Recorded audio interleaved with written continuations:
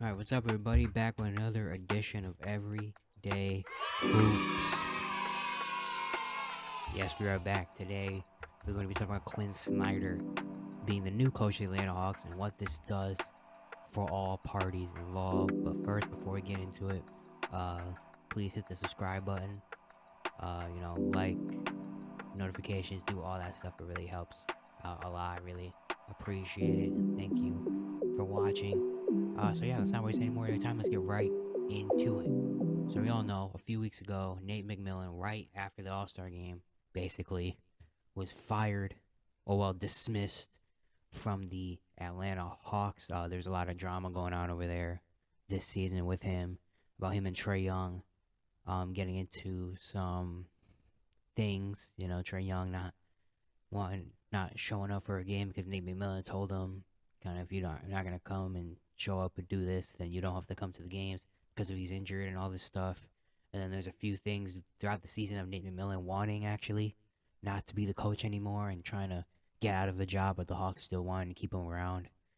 And then ultimately end up to him being fired with about 25 games left in the season, and the Hawks in the middle of trying to make a playoff run. They're the eighth seed, but not comfortably in the eighth seed, but they're in the eighth seed, under 500. Just a lot of random stuff going on, you know. Um, and then after, Woj, reports about the new candidates coming out for the Atlanta Hawks. Quin Snyder was the top of the list. They also had Charles Lee from Milwaukee. A lot of other candidates, but ultimately, Quin Snyder was reported talking to the Hawks about a deal. The Hawks offered a deal, and finally, yesterday, Quin Snyder officially accepts a 5-year contract to be the new coach of the Atlanta Hawks, and could report as early as Wednesday. So he's just going to come right in and be the head coach, which is actually really crazy to me. Imagine just being at home all season, and all of a sudden, with about a month left, you're like, all right, you got to come coach this team and get them into the playoffs. That's very interesting. But so Joe Prunty was the interim head coach for the Hawks. He went 2-0, and now Quin Snyder's taking the reins.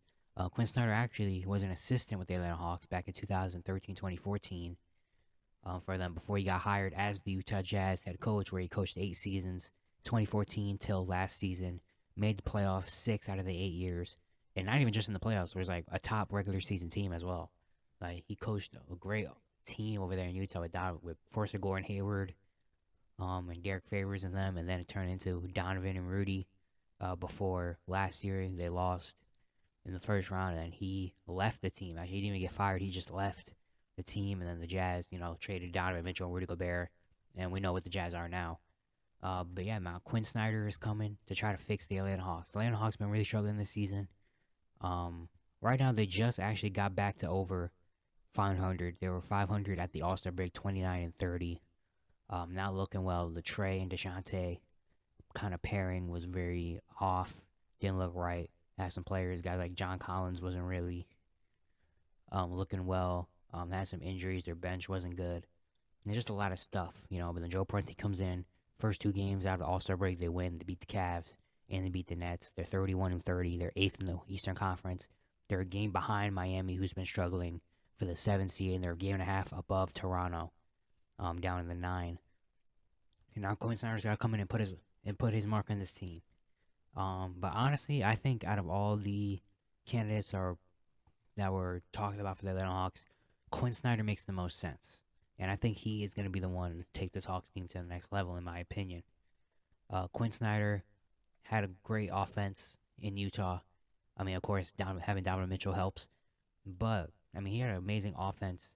He lived a lot on the three-point shooting. He had a lot of space around Donovan Mitchell, and just try to get as much threes up as possible, which a lot of teams do now. But now, for the Atlanta Hawks, with Quin Snyder, and he has his guy is Trae Young. Trae Young that can, kind of like Donovan Mitchell, in a sense of can go score, but Trae Young is a way better passer than Donovan Mitchell. And Trae Young can also go out and get you 13 or 14 assists, which I think is going to help out a lot with the Atlanta Hawks. And it'll kind of feel like a little bit of the older style, how they got to the conference finals with Trae Young doing his thing and finding his shooters. But also, he has a great number two option that he's never really had before in DeJounte Murray. In Utah, he had Donovan Mitchell. And the second option was Mike Conley, who was older and wasn't like Memphis Mike Conley, where he's going to go out and get you 25 points, you know. But now he has a young DeJounte Murray in his prime that can do a lot of the same things. You know, he can score, go get 20, 25 on his own, but also get you 7 or 8 assists and an amazing defender as well. So he's going to have a lot of. I'm very interested to see how he works with Trey and DeJounte because he's not used to two kind of ball dominant guards that can kind of go get their own and pass. So I'm very interested to see how he can do that. But I think he can help out not just the star players, but I think he can help out the rest of the roster and to get them right, you know. Over in Utah, he had a Bojan Bogdanovic and Royce O'Neal and guys like them, Jay Crowder, that can knock down 3 pointers. Over here, he has DeAndre Hunter, who's a very capable shooter and, in my opinion, one of the more underrated players in the league. He can do a lot of different things. John Collins can knock down threes as well. I don't know what they're going to do with John Collins or what he's going to do with John Collins. If he's going to play him in the pick and roll or maybe he's going to turn him into a spot up catch and shoot 3-point shooter. I'm not really sure, but honestly, John Collins shouldn't even be on the Hawks anymore. So we're going to see what happens with that. Then he has another kind of rim running, lob catching center, or better lob catching center than Clint Capella. Rudy Gobert, you know how he is on offense. I mean, he's probably got some of the worst hands I've ever seen for a big man. But Clint Capella literally is in the NBA because he can go out and catch lobs and get rebounds and dunk. You know, him in Houston with James Harden, that pick and roll was incredible. And it has been incredible with Trae Young as well. He's just one of the better pick and roll big men. So he's going to have that. He's got guys off the bench. Sadiq Bey is a shooter. Bogdan Bogdanovic can get hot and hit some shots and get you 20. AJ Griffin has shown that he's an incredible shooter as well. He has another kind of rim running, lob catching big man, athletic big, and Yaka Kongwu off the bench. If you look at this Hawks team, just on paper, this is a talented team. Like, you got talented guards. The wing position is pretty solid. Their bench has some pieces. Their big men are good. They got shooters. They got some defenders. Like, this team on paper is really talented. It's just maybe they were just with the wrong coach in Nick McMillan, who's not a big offensive genius kind of coach. He's more of a defender, you know, that kind of coach. And it worked for Atlanta for a little bit. I mean, they got all the way to the conference finals back in 2021 with Nick McMillan in his first year. But then it's kind of dwindled down since, and they've been very disappointing the last 2 seasons. After that conference finals appearance last year, they barely snuck into the playoffs. They had to win 2 play-in games to get to the playoffs in the 8th seed, and then they got torched by the Miami Heat in 5 games. And then this season, I mean, we know it's been this season. It's been very much of a struggle this year. A lot of just a lot of rumor drama going on around the Atlanta Hawks. And now with Quin Snyder in there, I think he could fix this offense.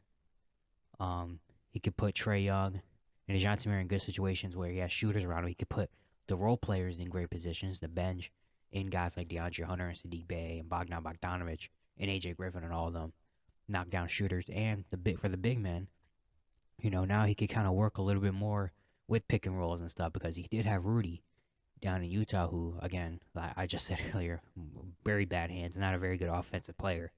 But now he's got Clint Capella who goes up there and catches lobs. Oyeka Kongwu is very young and is still kind of developing his offensive game, but can also go catch lobs, but also do a little bit by himself in the paint.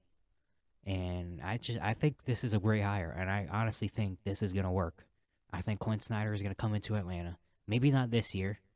You know, it's gonna take a while for them to get used to this offense, to Quin Snyder to actually put his offense in. You know, because I mean, you think the Hawks are gonna learn Quin Snyder's offense in 20 games? In the last 20 games, especially not even just 20 games at the start of the year, 20 games at the end of the year where they would need to win these games to get into the playoffs. Like, I don't know. But I think next year, after this year, they have another off season to kind of learn and kind of structure this group.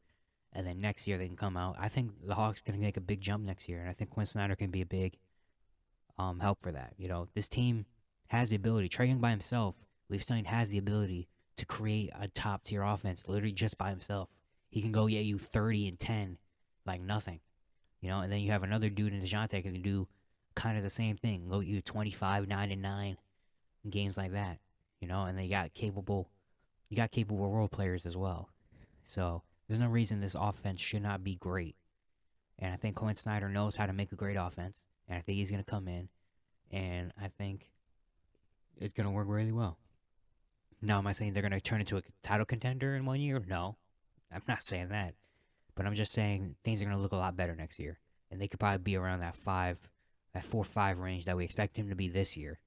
And they can definitely take a jump next year and look a lot better. And I think Quin Snyder is going to fix this Atlanta Hawk team. Yeah, that's it for today's little Quin Snyder video. Let me know what you guys think Quin Snyder's going to do in Atlanta. If it's going to work, if it's not going to work. But only time will tell. But let me know your predictions. And yeah, thank you guys for watching. Once again, subscribe, like, turn on notifications. All that stuff really helps. I'm also on Twitter at EverydayHoops10. And yeah, I'm going to see you guys tomorrow.